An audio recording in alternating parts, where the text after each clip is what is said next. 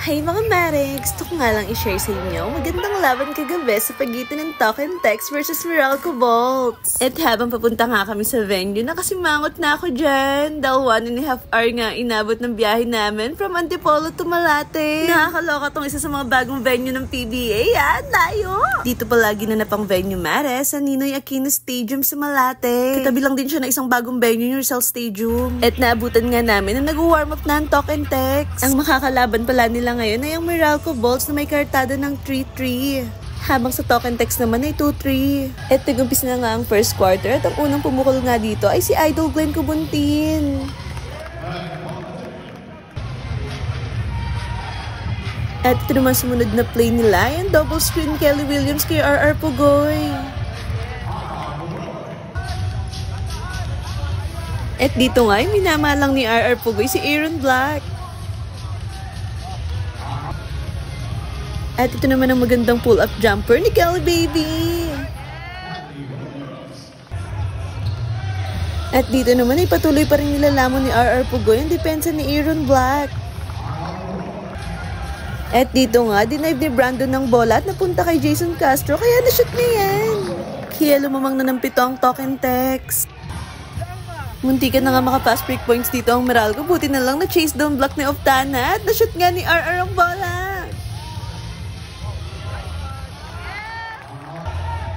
Pero magaling din talaga ang Meralco at nakatres nga si Maliksi dyan.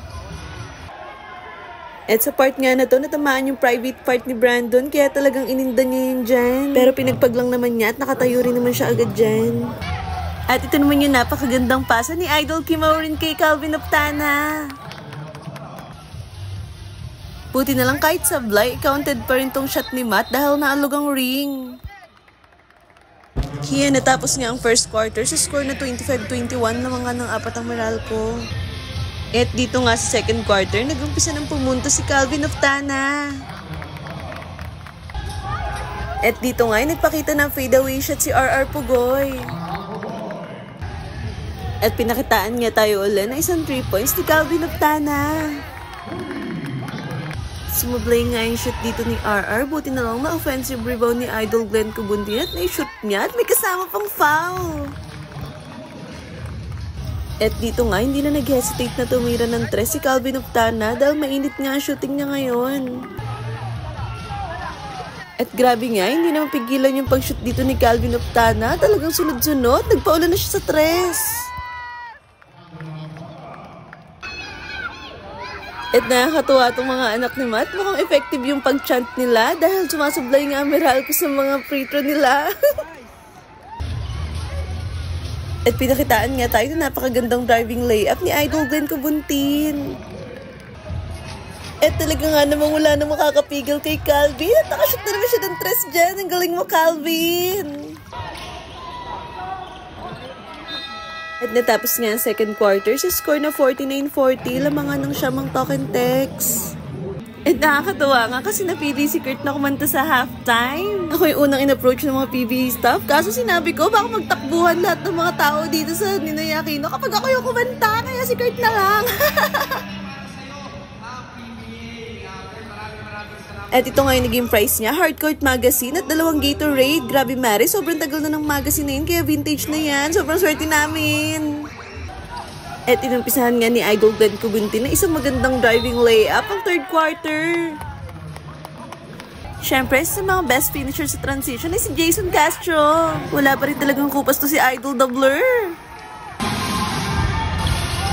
At sa part nga na to, na-steal na ni Cliff Hodge si Calvin. Isa rin talaga sa best defensive player dito sa PBA, si Cliff Hodge.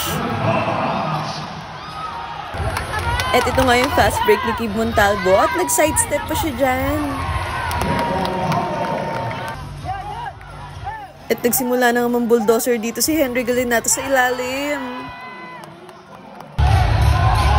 At sinundan pa nga niya yan na isang powerful reverse layup. At dahil nga sa buzzer beater shoot na to ni Chris Banquero, natapos ang third quarter sa score na 73-68, lamang na nga lang ng 5 ang Token Tex. At ito nga isa sa magandang driving layup din na pinakita ni Jason Castro. At nasundan pa nga niya yan, isa pang layup, umiinit na dito si Doubler. At dito nga, sinubukan na rin dumive sa loob ni Idol Kelly. Alam niyang kayang-kaya niya yung depensa ni Kyle Pascual. At Renee pa nga niya yun ulit. Nakakuha nga siya dyan ng foul. At paubos na ang shot clock dito mga mare, pero na-putback pa rin ni Newsome ang sablay na tira ni Aaron Black. At ito talagang tres ni Calvin Oftana na nagbigay pag-asa sa aming mga fans sa mananalo ang Talk and Text. At 2 minutes na nga lang natitirang oras mga mare. At ito ang up and under shot ni Calvin na nagpalamang na 5 puntos dito sa endgame. Kaya talagang tuwang-tuwa kami dyan. At sa part nga na ito, naka-foul counted si Bong Quinto, hindi ko nga lang na-videohan. Kaya medyo kinakabahan na kami dahil dalawa na nga lang naging lamang ng Talk and Text. At ito na nga yung last possession ng Talk and Text at 28 seconds na nga lang natitira sa oras.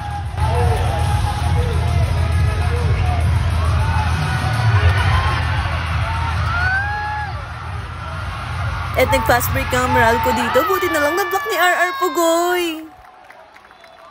At 7 seconds na nga lang natitira sa oras. At grabe na nga yung kaba ko mga mare. Kasi dalawa lang yung lamang ng Talk and Text. At baka makatres pa nga ang Meralco.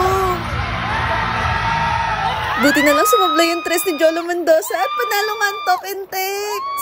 Kaya natapos nga ang game sa score na 90-90. Dalawa naging lamang ng Talk and Text. At ito nga yung score ng mahal nating Talk and Text players. At 5 nga sa kanila ang nakapagtala ng double digits. Kaya sobrang happy ko dyan na nakipag-high five ako sa aking mga idol.